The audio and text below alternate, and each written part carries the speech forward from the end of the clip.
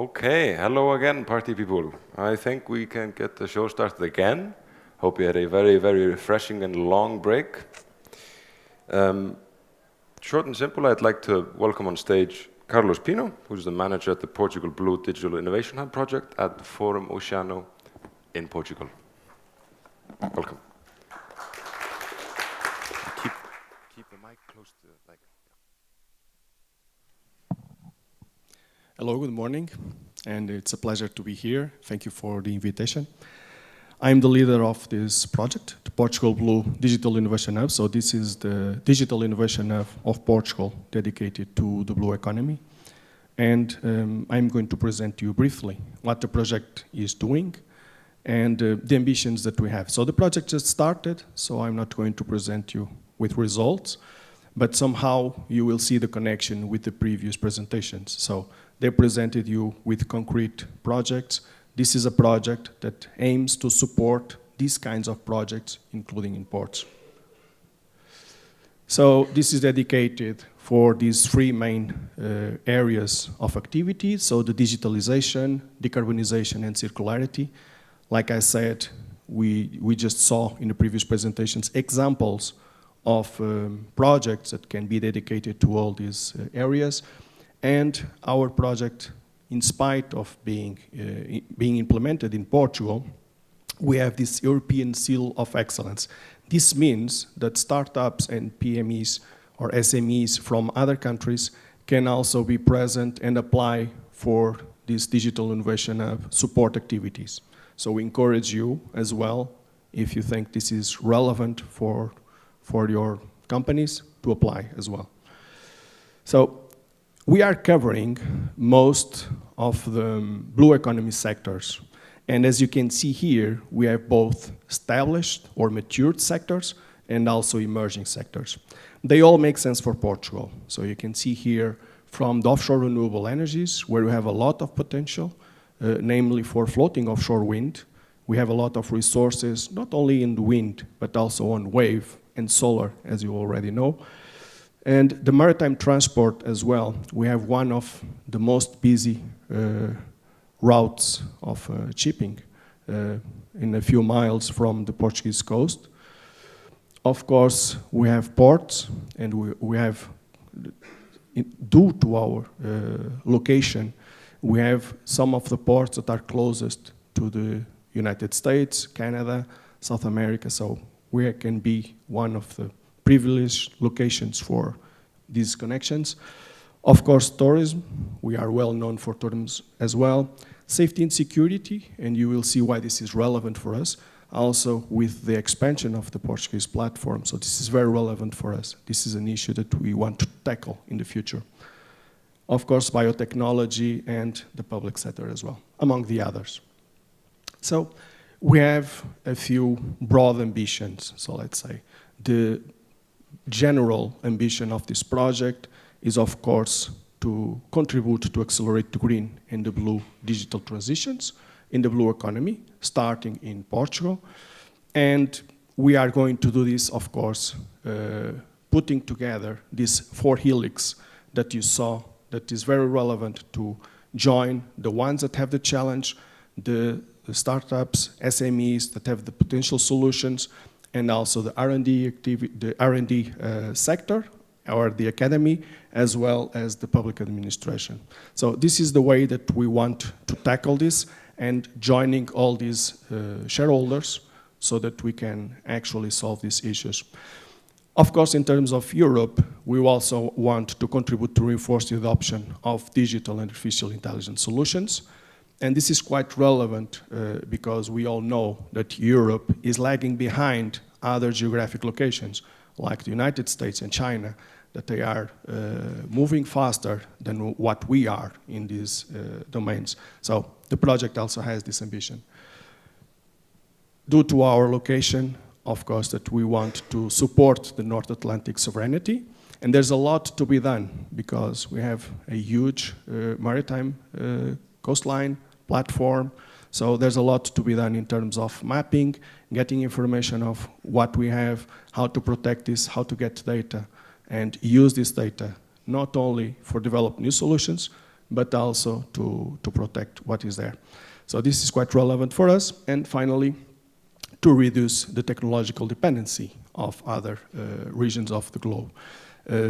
This started, of course, with COVID, but this is a way that we want to strengthen these relations with other European countries and also make sure that we have stable and endurance relations with stable and important regions, namely in Europe.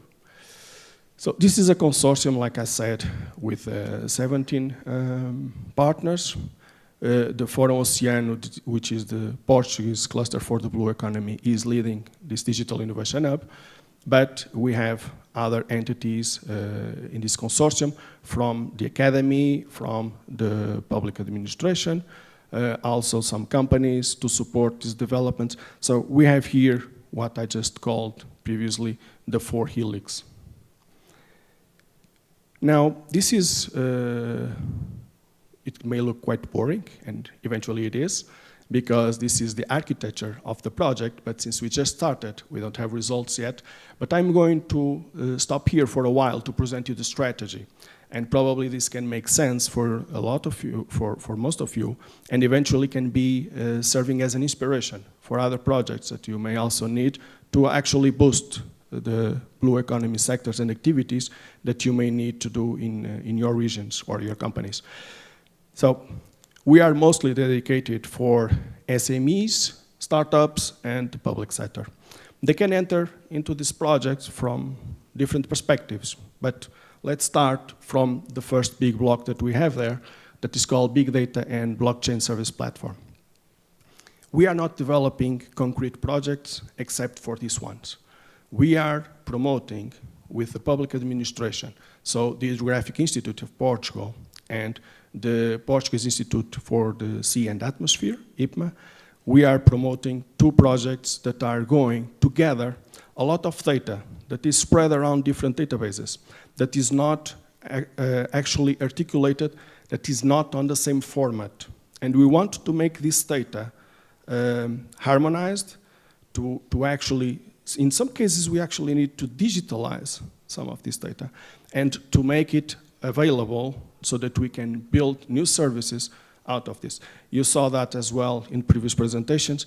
One of the things, the first things to do, for instance in ports, we just saw that we need to get data available and in a way that it can serve for added value. So this is what we are going to do in the biobanks.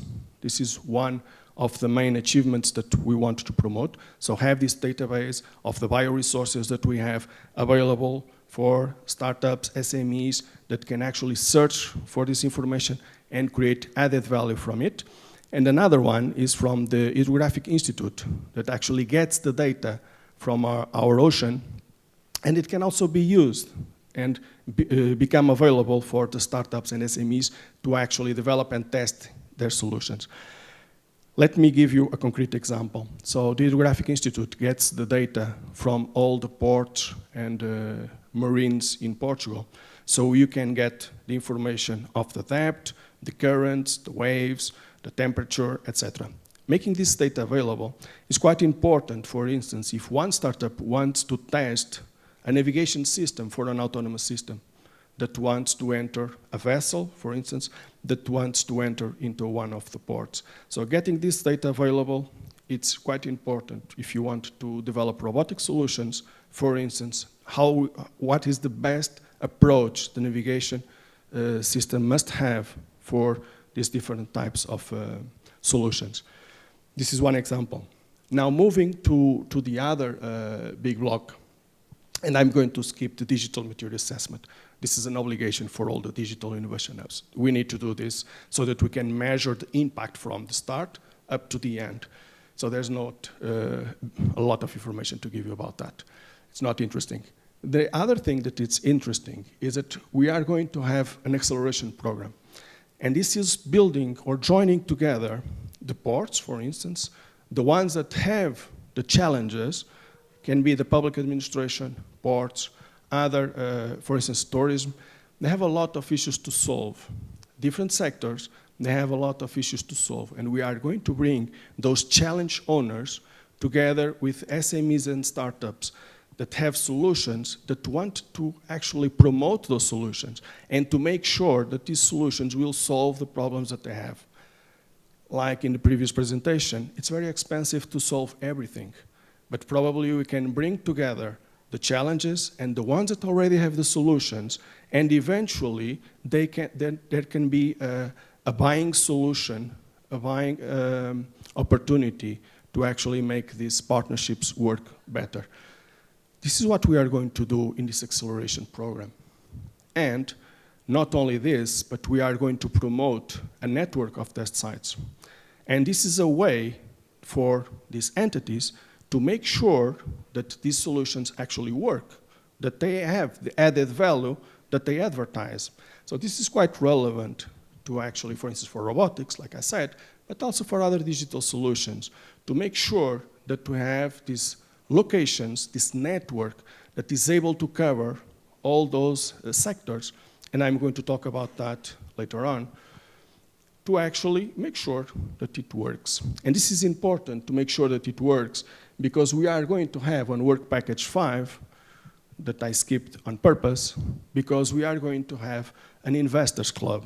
So we are going to join, and we already have the MOU almost ready to be presented to the legal services to be approved, so that any entity, any venture capital that wants to have their eyes on what is happening, they sign this MOU, of course with a non-disclosure agreement inside, and they can be part of this network. So being available to invest in part of these solutions, having this matchmaking of the solutions that are being tested, promoted, or accelerated, and the ones that want to invest in a specific sector.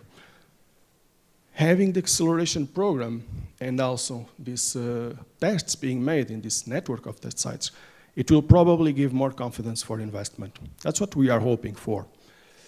Now, in this network of test sites, I just want to mention that we are just building this up, so it doesn't exist yet.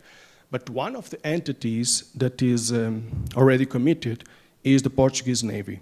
And they have a free testing zone south of Lisbon that they want to promote and to be available here. And this is quite relevant. I just mentioned robotics, but we can mention a lot of other stuff that is happening right now in the current context of Europe that can be tested there. So this is a dual use, let's say it like this. This is a dual use testing zone with the support of the Portuguese Navy that we are, or we hope to be able to provide not only solutions for the civil society, but eventually also for the military if needed. And finally, for also, or not leaving any of these sectors behind, we also have these training services.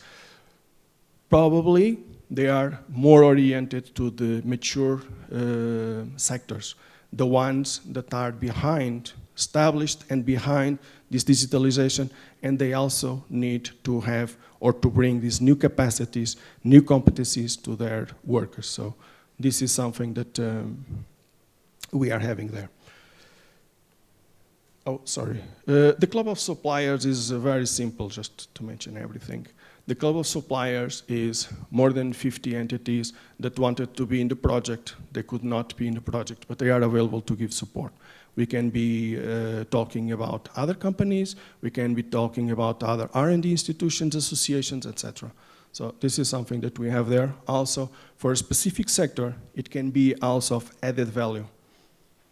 Now, we are not doing this alone, or at least in Portugal, we have different initiatives that are running in parallel, and this is the one that I wanted to mention. So also supported by the Resilience and Recovery Plan. This was started by DGPM, so this is a very probably known initiative. We are building this network of hubs. And they have different natures. From north of south to Portugal, you can see that we are covering this network of hubs is covering most of our coastline. And they are dedicated for different types of sectors, let's say like this. And I'm going to mention just one so that you can understand better the connections that we have, or two of them. One of them is the Abazul School, again, related with the training and capacitation of people for different areas. And I can mention Abazul Leixões 1, because I was involved also in this project. And the idea is to have there an ocean basin, for instance, a building. We are going to have an ocean basin there where it's very near to the airport and it's very near to the port of Leixões. Actually, it's inside port of Leixões, one of the main ports of the north region of the main port of north region of Portugal, that also covers Viana, where we have the floating platforms for offshore wind there. And the idea is anyone that has one concept, one idea to be tested, they can fly to Porto. They can arrive there 5 minutes from car. They are already in Abazul Leixões 1. And once they are there, the concept, the prototype can be built up with 3D printing or with the regional ecosystem to create the first prototype. You can test the prototype in this ocean basin, get the data immediately of that test. You can see what needs to be re-engineered or improved, and immediately you can test it again. After having this test in the ocean basin, you can take this platform on a different scale that can also be built in the North region ecosystem with the companies that are there already. You can build and be testing this platform either at Exodora, where WindFloat 1 from EDP was tested, or depending on the size, most likely you want to go to the free testing zone of Viana do Castelo, where WindFloat Atlantic actually is now being tested. And after that, we are already opening, like you probably know, the commercial areas. So you can build this ecosystem quite fast in having this relation, not only with digitalization, but also with hubs azuis, or the network of hubs, and other initiatives that I don't have time to present here. But it's connected, it's related, and we are taking profit of these synergies. So, to conclude, and just to give you a few takes away of this long message. So, we are going to implement the 6 Blue Tech Accelerator programs. We just started on April. We don't have the website yet, but the first acceleration program is already on in the port of Lisbon.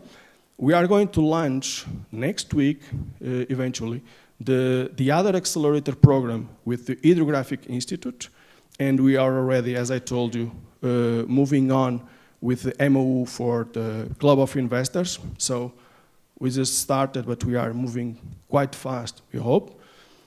We have 1.3 million euros around that for supporting all these initiatives, so that startups and SMEs, they don't need to have the burden of paying all of these solutions, all of these costs. They don't have to support for themselves. And we are going to open this data so that new solutions that wanted to test using this data, they can also be tested there, developed there, and validated there. And of course, we have the Blue Tech Training Academy as well, so that we don't miss also the other sectors. They are left behind this digitalization. And that's it. Thank you very much.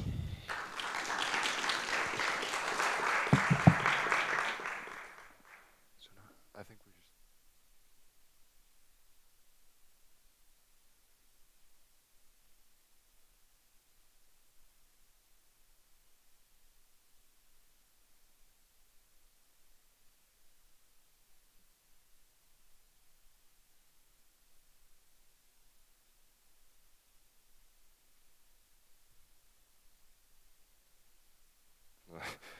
Oh. I'd like to start the panel. I invite the speakers to the comfy chairs. I think we're ahead of schedule, so I think we won't make it longer than we have to, but it's like 40 minutes and then questions from the audience. So I'd like to just welcome you on stage.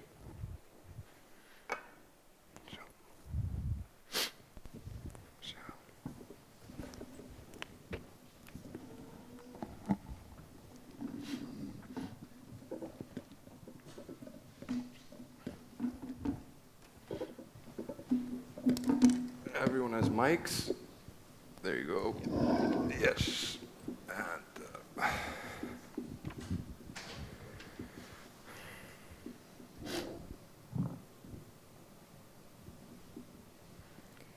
And you might think that people can hear you when the mic is here, but they don't. So I might have said it already, but mic's here. But not too close, because then you get the sound.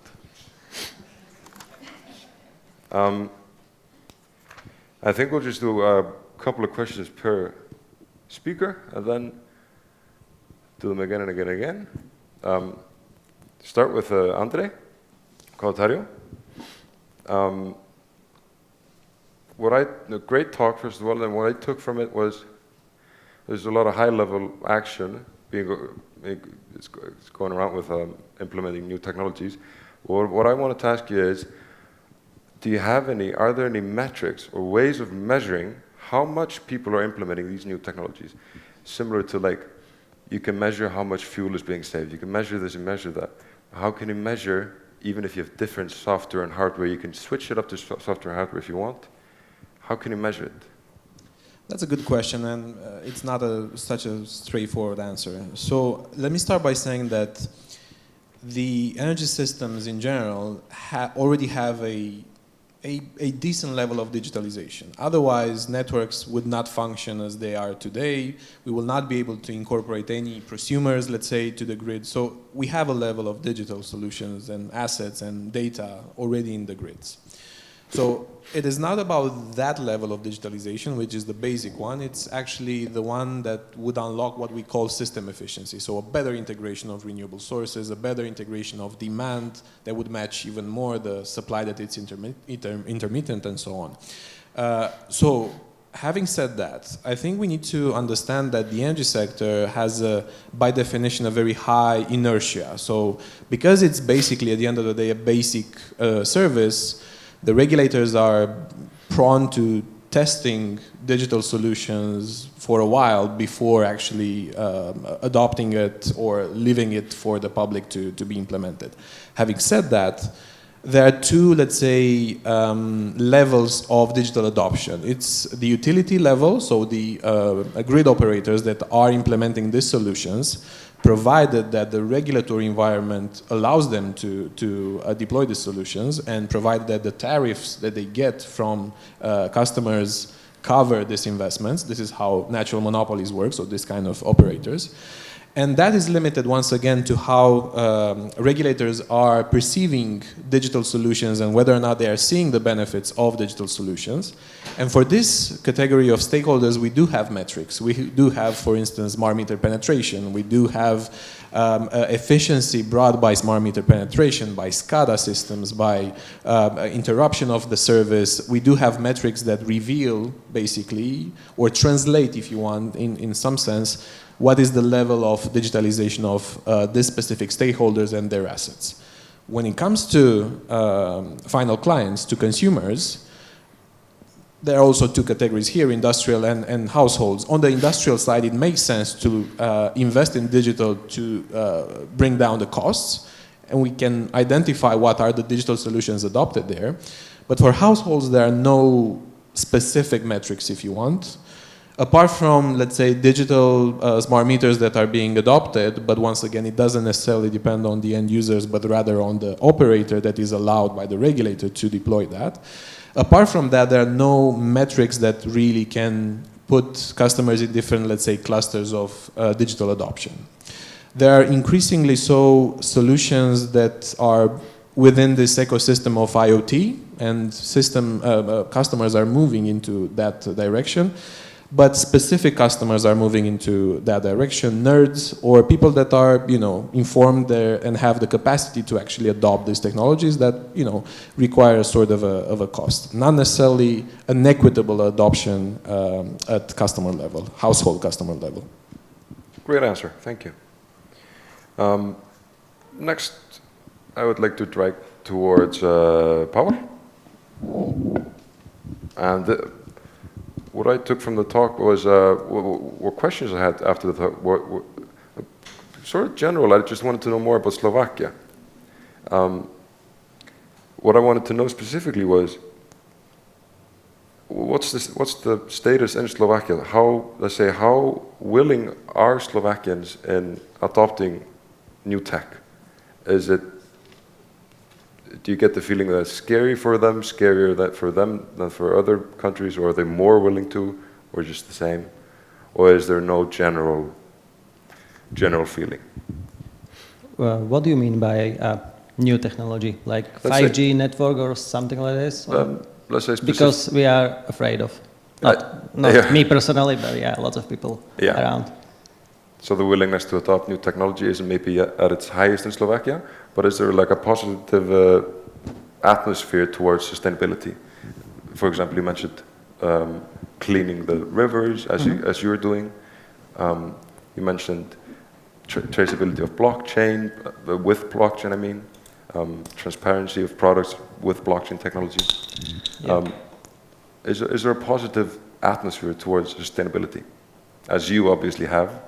Yeah, in our company, I think we are positive about it, but yeah, I cannot judge all of people around Slovakia. Yeah. Tough question. Then I have a couple of blockchain questions, but I'm gonna do the next one and then come back to you. Let's go for Bartosz. First question, very general, is since you're doing such a good job at the Port of Gdynia, are there any other ports or projects that have inspired you, or are you inspiring others? Are people contacting you and say, hey, you're doing a good job here, we're going to do it in Gdansk as well? We are not trying to boost our work around. We are just doing our job, and I'm working with a great team. And, you know, we are trying to look at the others, and there are some ports which are very, very advanced in this process, which we are trying to do now.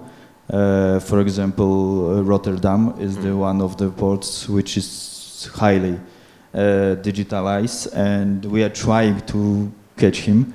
But we are doing in our way. And yes, I think in Poland we are the first port which are trying to digitalize all the terrains of the area of the port and trying to build the digital twin. And yeah, at the many meetings we were hearing that it's a good job what we are trying to do, but we are at the beginning, so it's not the easy way. Maybe it's not about the easy way, but it's like not well known. There are a lot of many things which we need to put together and to build this finally this digital twin. And there is no well-known road for this. So it's, yeah, we will see. But yeah, I think and I hope that we will be inspiring the other ports and other institutions in Poland and in Europe to do the same. Nice. Well, you inspired me, and I don't even have a port myself. Maybe not yet. Maybe not.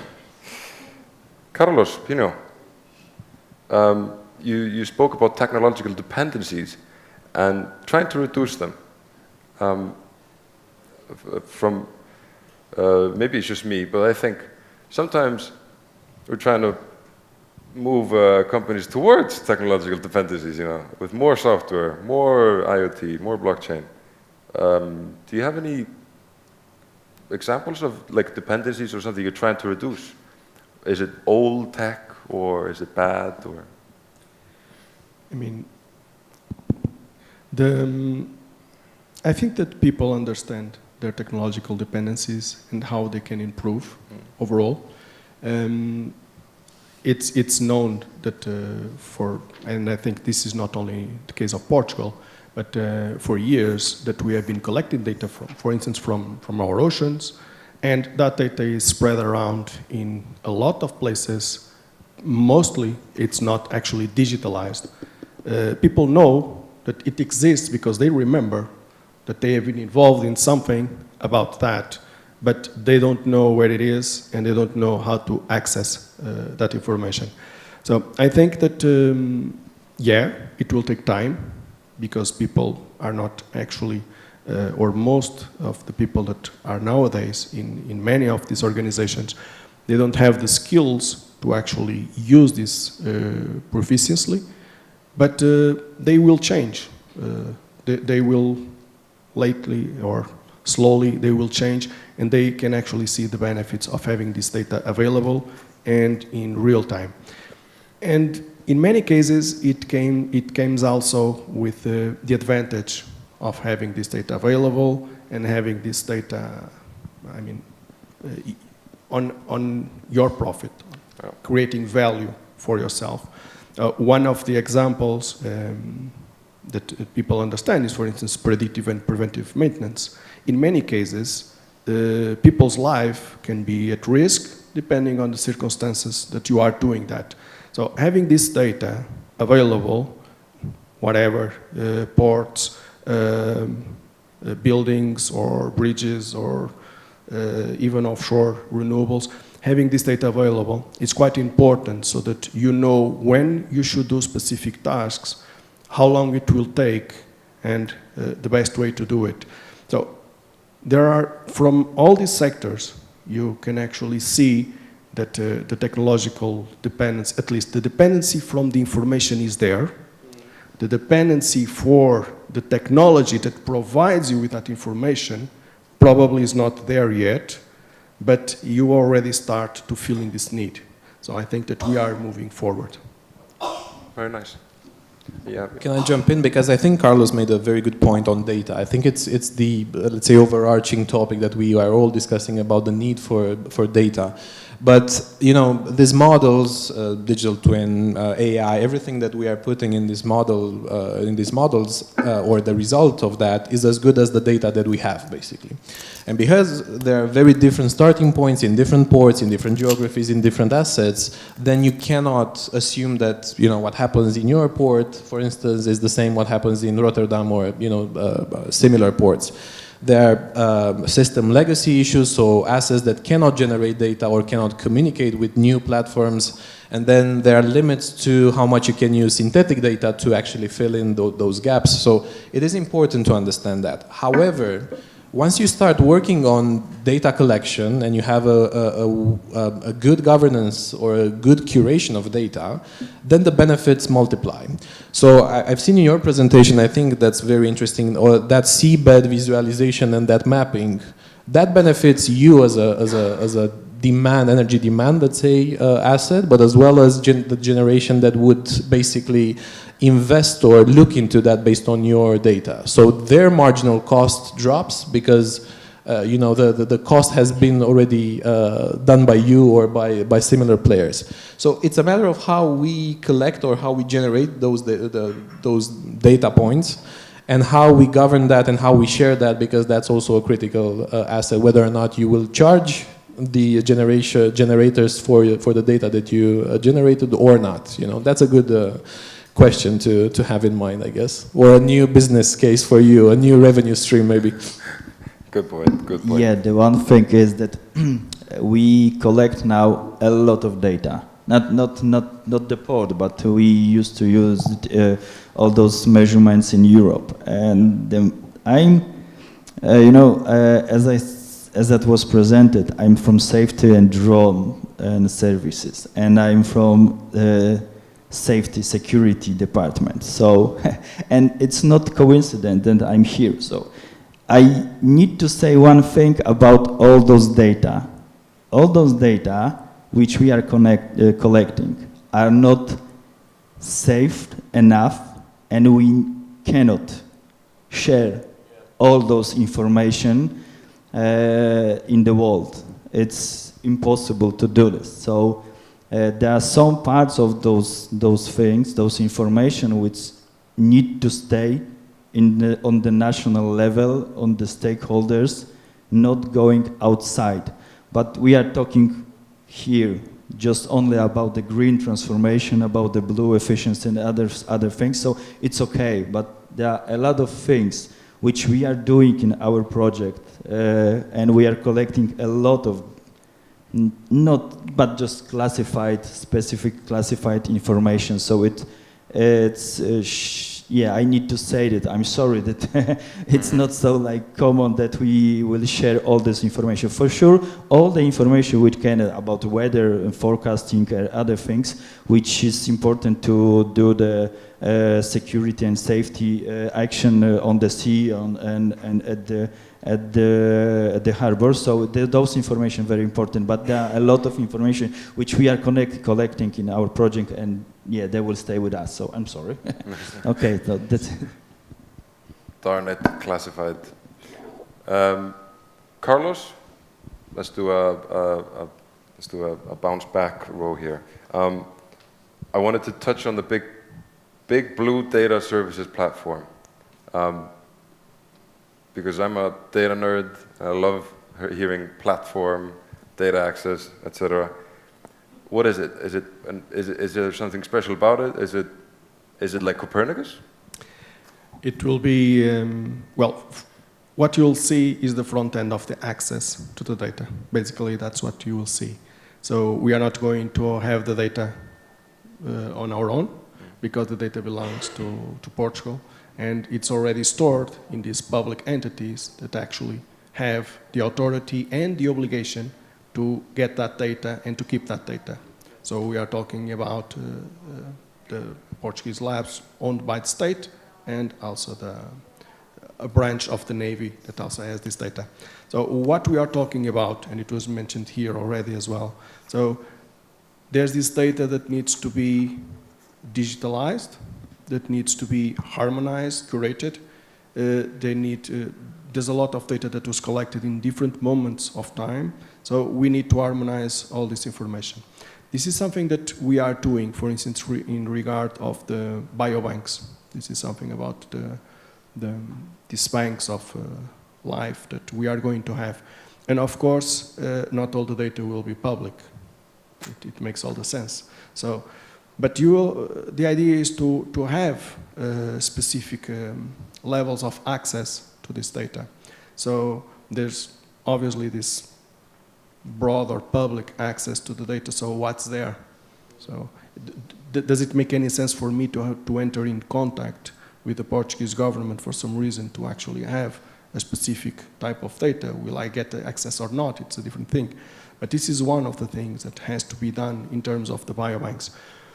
The other thing, because we are talking about different types of data, if we are talking about data from the ocean, the currents, the sea levels, etc., this is already collected, because for us to navigate, if we want to go for a vessel or something, if we want to do some tourism there, we need to have these charts, this information to navigate. This information is there, it exists, but it's not in real time. So you get this information, and you have to use this information. For instance, if you want to do the path from Santiago Compostela up to Lisbon by vessel, you can use this data, for instance. But having this data in real time is a different thing. And depending on the level of detail of this data, you may be charged. So there's the possibility for having this revenue stream. It's not private data, it's data that has value, because it's real time. If you have a vessel that is entering a specific port in some weather conditions that are not favorable, you might get added value of having this data, and this data flowing into your control systems to actually help you to enter into this port. So you can look at this, looking at the future, the same way that you have your parking system that helps you to park your car. So having this data, entering in specific locations, in specific weather conditions, whatever, it's relevant, it's added value. So it can help some kind of accident that you don't need or you don't want to have, that can delay and actually harm your business, because you want that vessel back as fast as possible. So this is one way of having and bringing added value from this data. I can see that. Let's circle back to Andre. You spoke about, well, there was a, maybe you didn't mention it, but there was a a point, and there was a point on a subsection of the screen I caught that said, de-risking new movers. And I think that's very interesting because, I mean, what's the general reason we're not using new technology? I mean, you don't want to risk it. So how are we de-risking new movers or new implementers? I think you were the only one to actually read the slides, so good job on that. So I think the energy sector, by definition, is very complex and very different than other sectors. It's capex intensive, so there's a high entry barrier. If I want to join the energy sector in whatever capacity, there's a high economic barrier that I need to surpass. In that sense, newcomers in the energy sector are not that common. You know, there are not that many. But from the digital world, we can see things that work in other sectors that are being brought and adapted to the energy sector. However, first point, they need to pass those regulation, let's say, tests or those regulation framework assessments, which also, you know, takes time and takes costs and all that, which in some cases, you know, it's another barrier that newcomers have. On the other hand, exactly what we were talking, some sort of data availability, which is not necessarily the case in most geographies, and I'm not talking only about ports, but energy systems in general. Data is not that available for many reasons. It's another reason for these newcomers, new technology comers, new data-based companies or software to come into the energy sector because they would need to basically start from scratch. And to do that, once again, that increases cost and so on and so forth. So I think coming back to my point, a sort of a common race to data, so we could actually have a pool of data that is reliable and can be, you know, used to the limits of, you know, how much we can share about that, because we are talking about critical infrastructure, both energy and ports. It's, you know, it's sensitive data, of course, but as much as we can have a proper governance of our data coming from the energy sector, that would unlock some barriers to newcomers, and especially for those companies that are innovative in the software and platform, where the platform solutions to join the energy sector without seeing cost barriers and regulatory barriers in front of them. Yeah, good answer. Then circling back to Paul. I had well, at least for me, and I think a part of the audience, blockchain is a kind of a new thing. You kind of understand the coin aspect of it, but maybe not the traceability or transparency or, well, a lot about it, I think. So my question to you was, do you have any examples of how blockchain is being used for transparency or tracing or tracking the life cycles of products? Any specifics or any examples? Yeah, blockchain is it's anonymous. So basically, we cannot see this person pays for something and so on, but we see this transaction in a blockchain, and blockchain keeps track on every transaction which happened there. So we always know where the money is. We don't know which have it, but yeah, we know where we can find it. About this traceability of the product, nowadays existed some startups which are making this reality. For instance, one Chinese blockchain is used to, when you make like luxury brand stuff, you can track the input materials and energy and stuff from the beginning to the transportation to the end, and you know it's real deal, not some cheap something. So yeah, it's definitely is here, this technology, but yeah, it's kind of new, and we need to take step up and make it more Common. More common, yeah. But I completely agree with you, and I think it's a very, very interesting topic, blockchains in let's say, normal consumer products, I'd say, as a consumer myself, and I think everyone here is, trust in big companies is, at least for me, is at an all-time low. I'd say if I had some sort of an immutable, unmovable way of, what I mean is by that is the blockchain of knowing where some product comes from, or how to register power usage or fuel usage, and then track the life cycle of it, I think it'd make a huge difference, at least for me. It's possible, we just need to do it. Yeah, exactly. Walk the walk. Start with Bitcoin. This is not financial advice.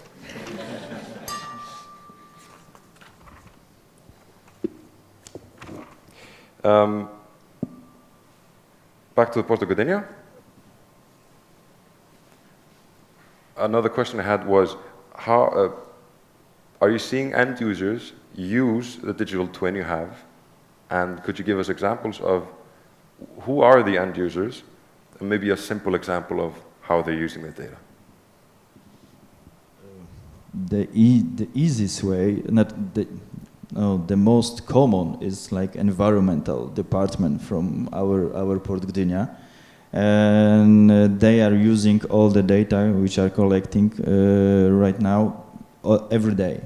So this is the one thing, and it's very difficult to say who is very happy with those data, because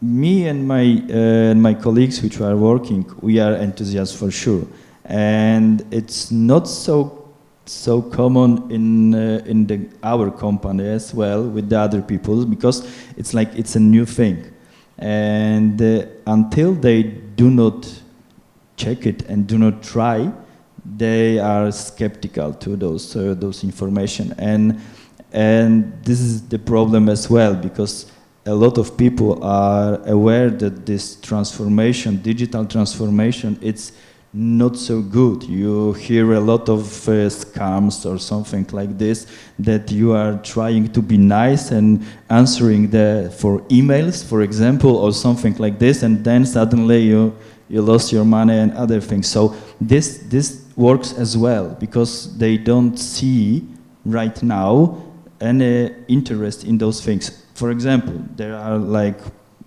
people who are working on projects and some architectural stuff and other things, and they like paper. They print everything, and they looking all those papers, and they making the changes on the papers and everything. And when they see the application on computer, then they see the same thing, and they can do the same thing and even easier. But this is the application. There are a lot of things. There are a lot of pointing things, and there are a lot of orders, a lot of things you need to put in place. But on the paper, you just need like a pencil, and you write it down. So yeah, they need to see, and they need to touch to those things to be happy and to become an enthusiast in this.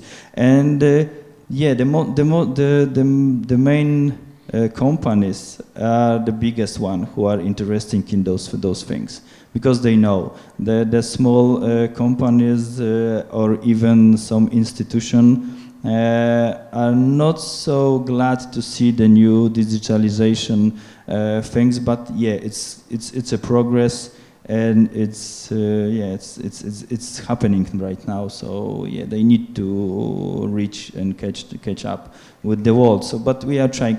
It's hard to say that someone are the enthusiasts.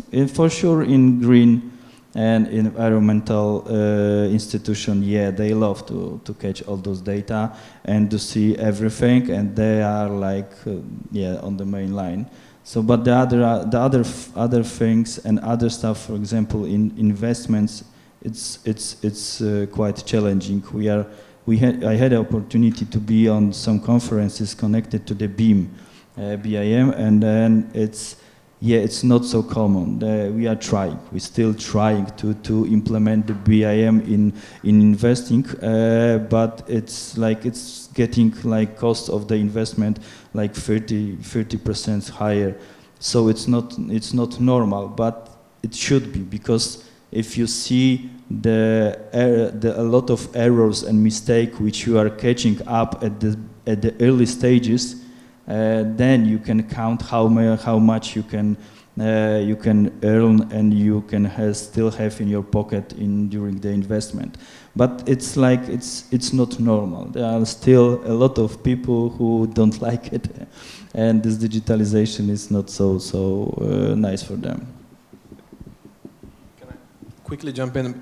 Don't you actually think that the mindsets are actually changing? Because I see more and more people being used to digital solutions. They have everything in their pocket. The Uber comes, in 5 minutes because they order it. They can trade Bitcoin via their mobile phone and all this kind of thing. So everything is, 1 second away. So I think also in these sectors that have a high inertia, as I said at the beginning, because employees are users at the end of the day of other digital solutions, I think the pace of the transformation, the bottom-up actually, pace is quite higher than it was 5-10 years ago. Yeah, for sure, but it's like, it must be useful for those people.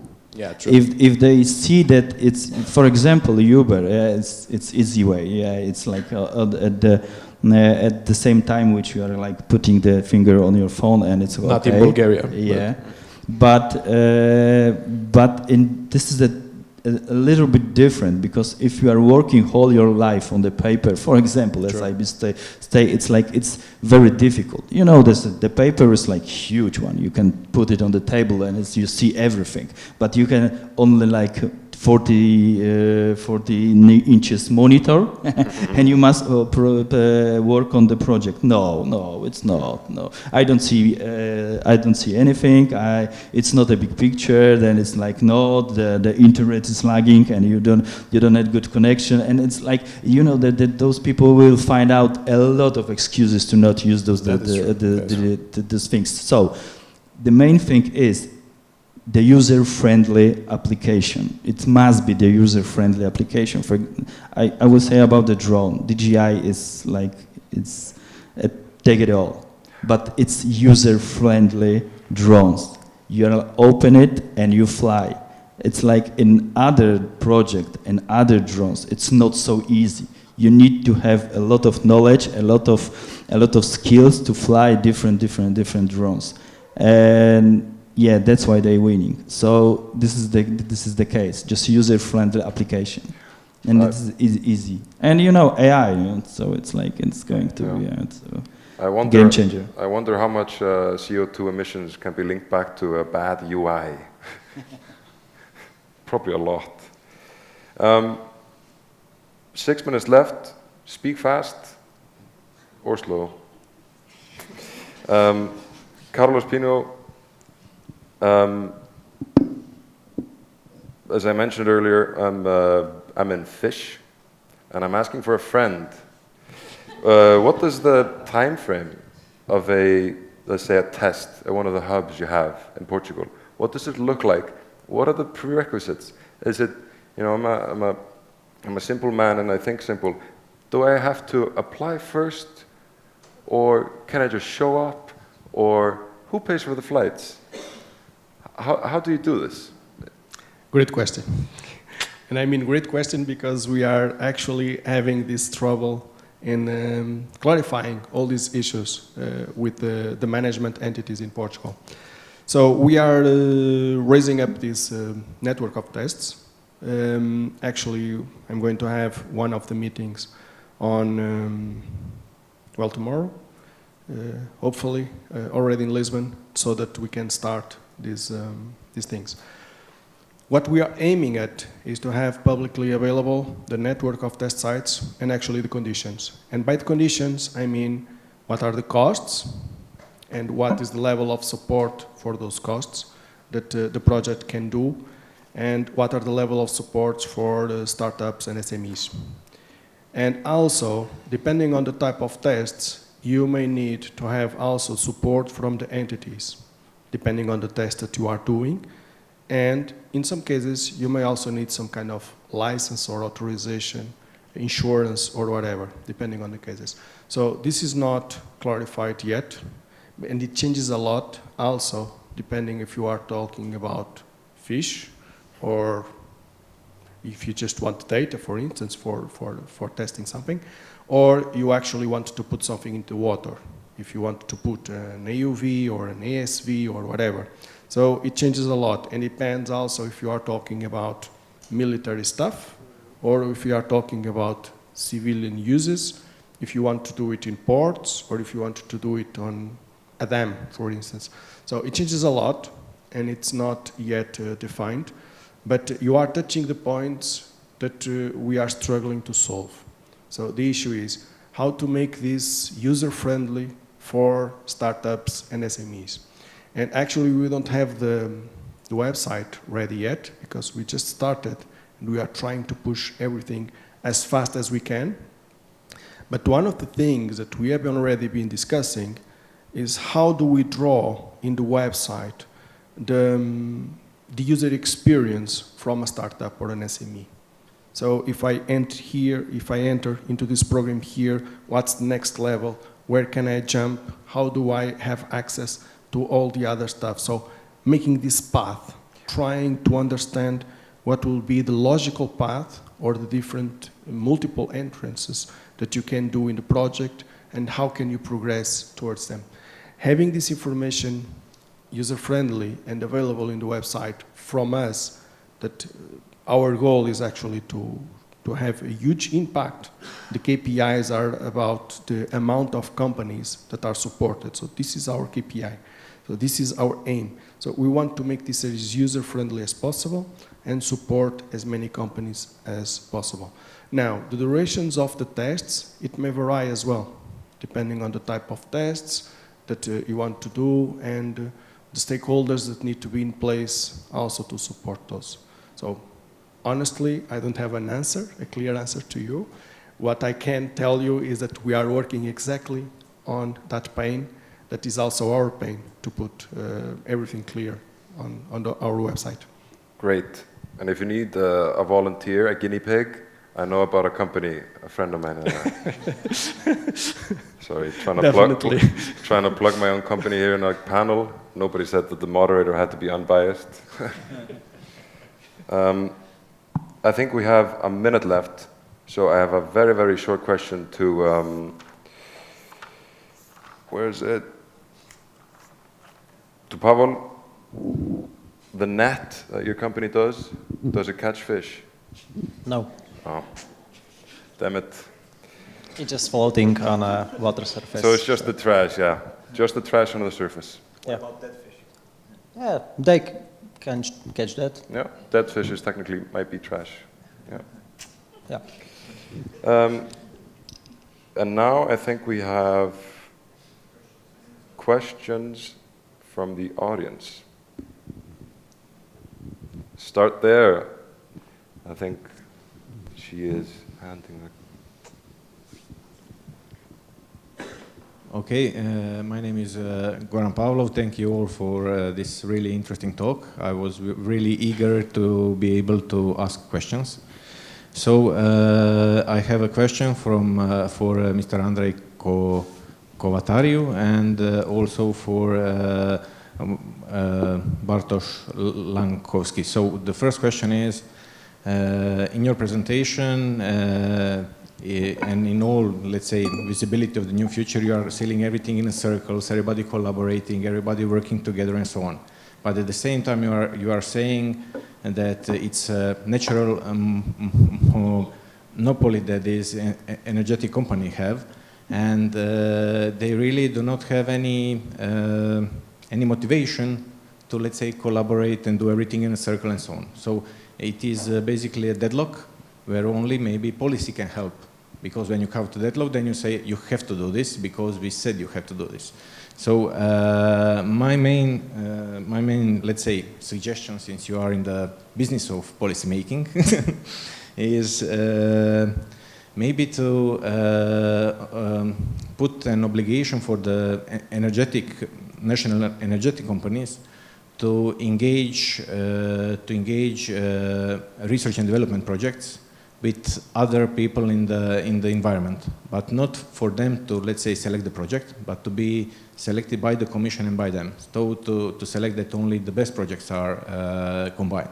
So and not only that, but also for them that they have to invest their money, because if they invest their own money, then they will give the effort. If you give the effort, you will get meaningful partnership, and after meaningful partnership, you will get the trust. And I think that the trust is basically the main thing lacking here.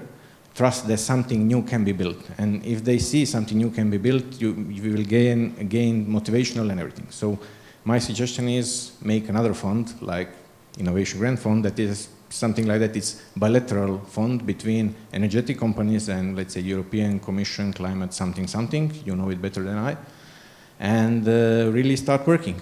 Because from our experience, in our case, it's really, they are slow adopters, and the main thing is lack of motivation and lack of trust, and policy needs to do something about that. So can you please tell me were you thinking in that direction and so on?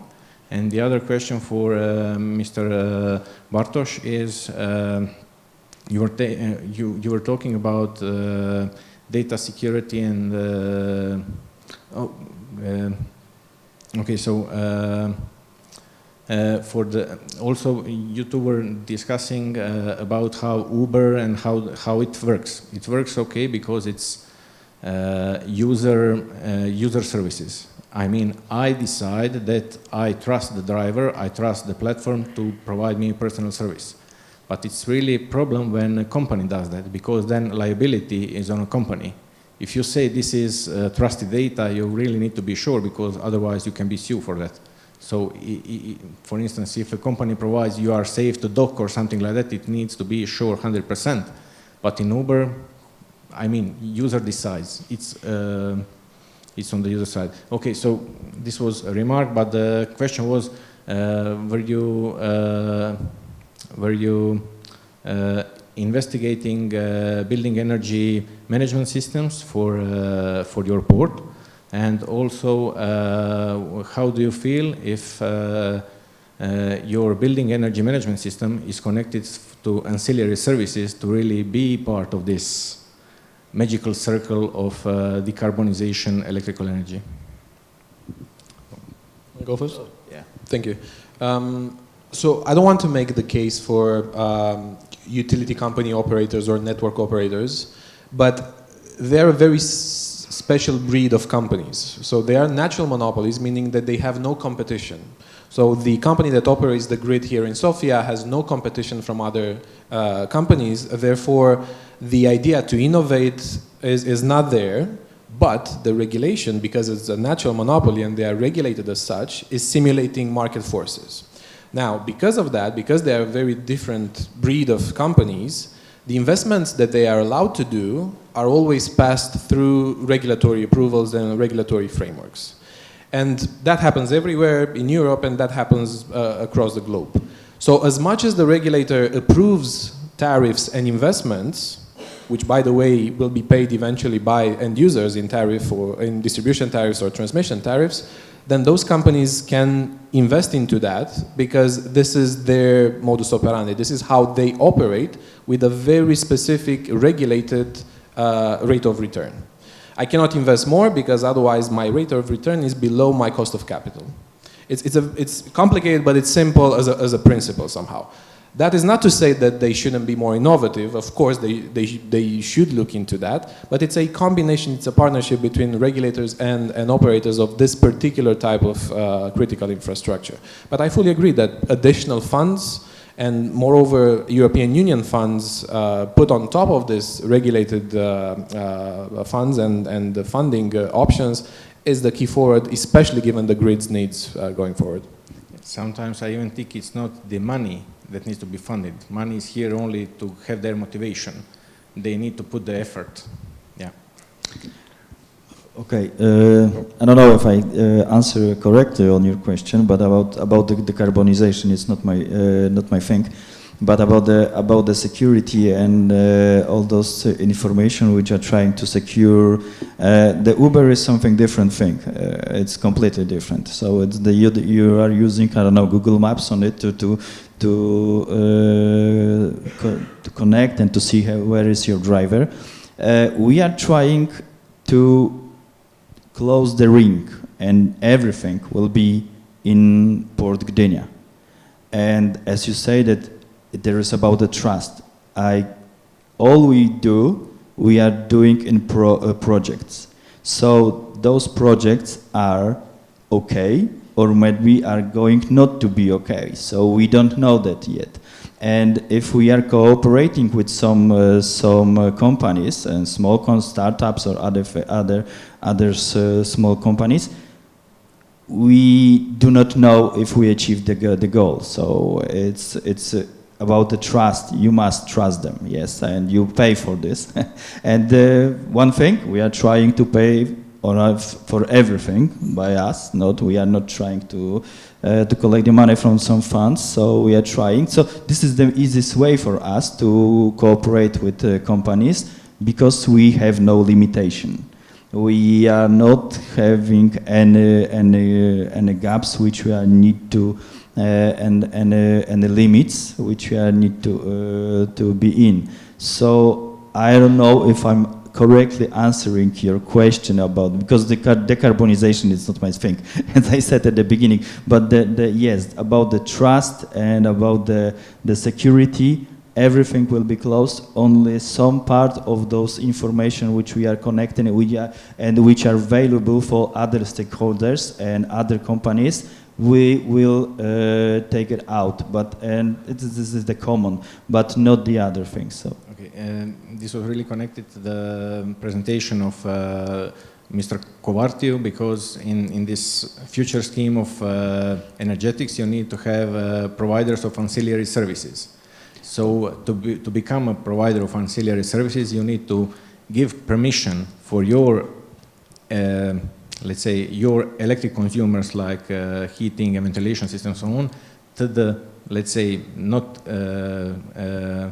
distribution operator, energetic distribution operator, but intermediary who will provide the ancillary services to this one.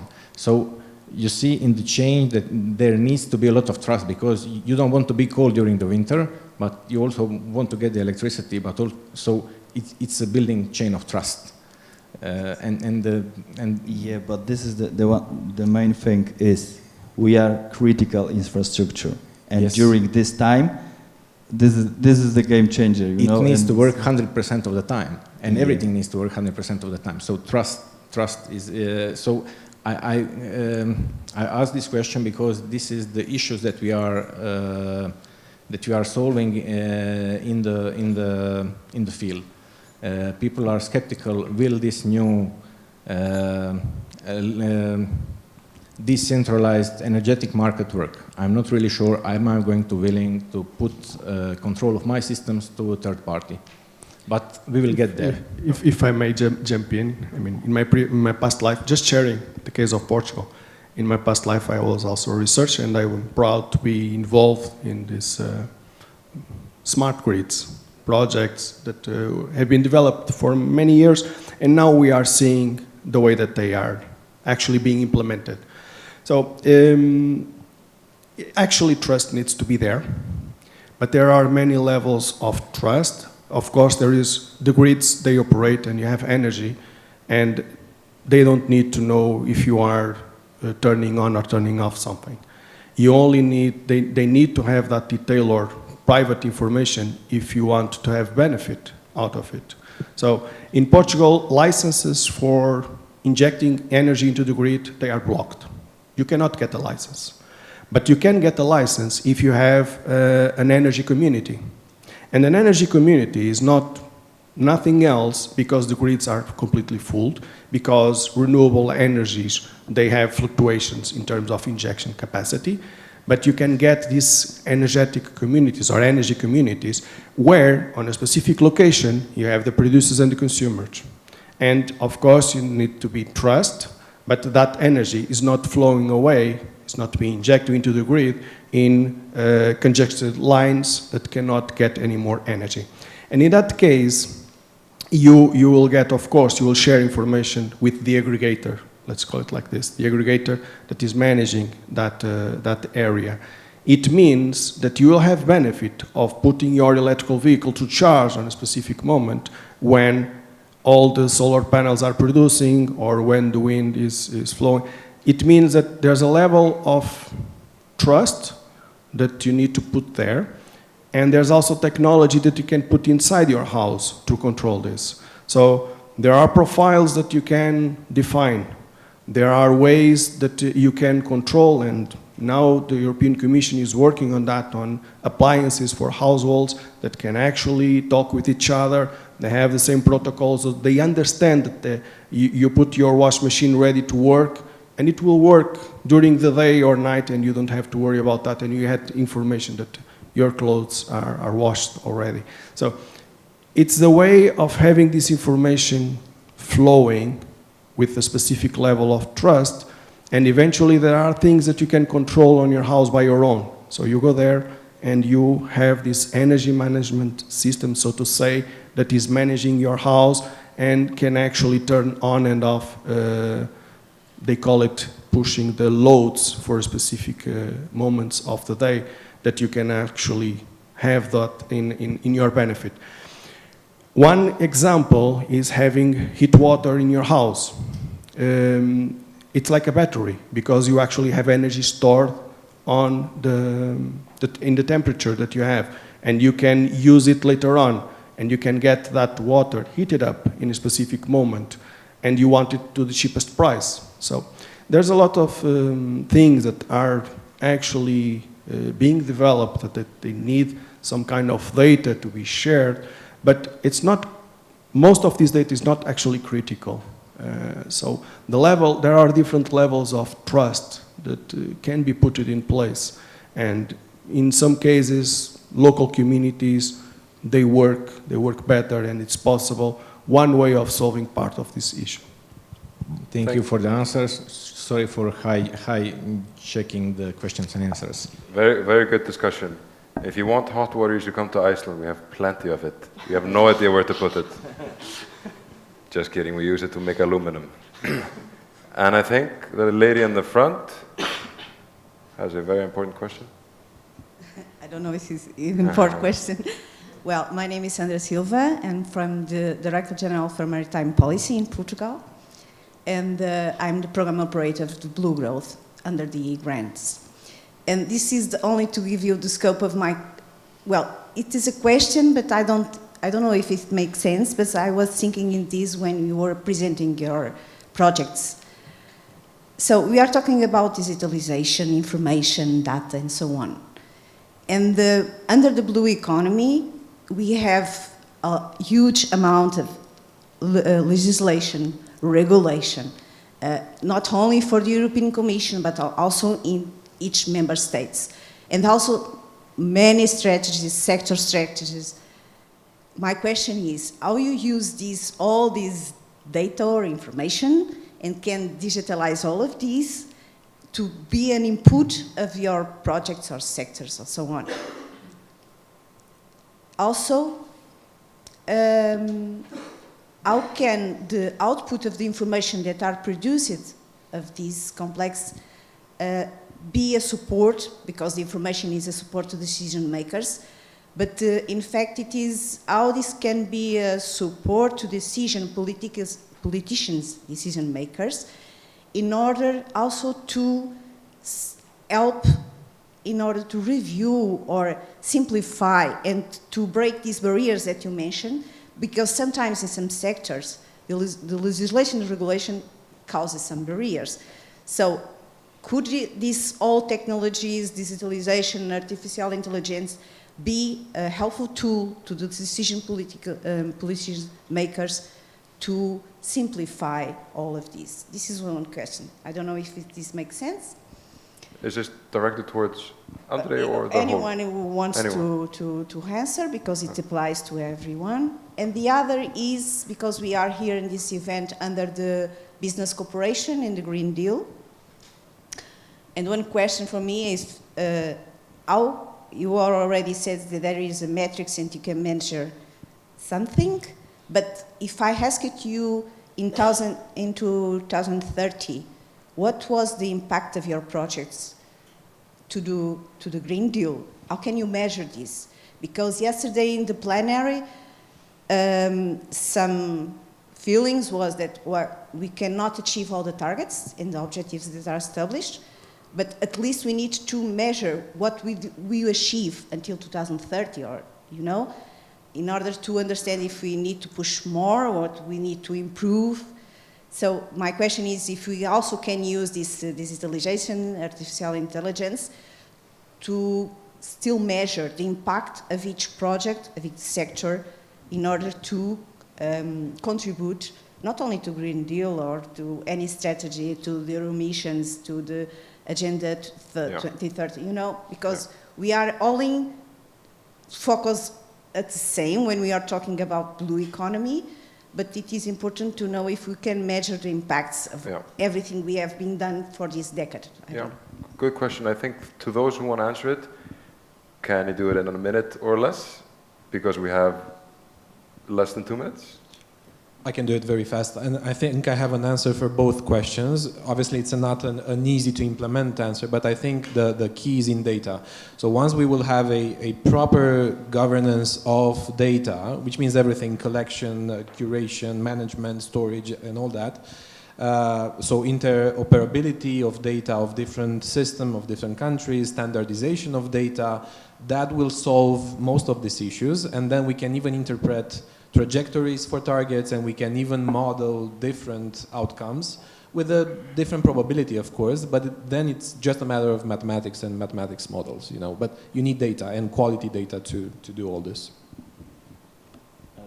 I will answer about the simplifying those things.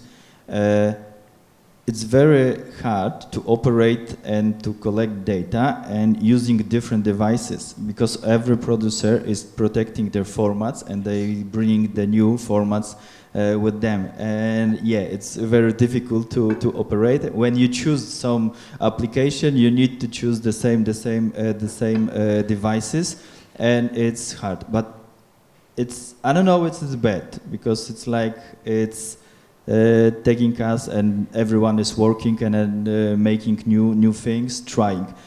We are using some of the formats which are common for everyone. For example, LAS is like LAS is like for leader formats, and it's normal, and it's getting it's happening now. In Poland, we are talking about the normal, and to make some formats are legal and to be the standards. Yeah, the standardization is very important, but but the companies are not about the standardization. And if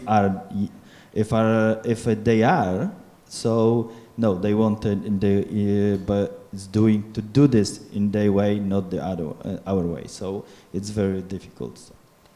Good answer. Anyone of you want to answer? What's the deal with formats?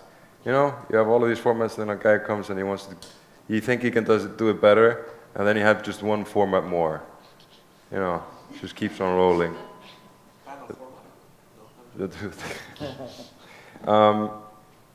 We are done, I think. I think everyone is really hungry, at least I am. I think it's lunchtime. Give a big round of applause for our 4 speakers. Does anyone have questions for me? Lunch. Thank you all.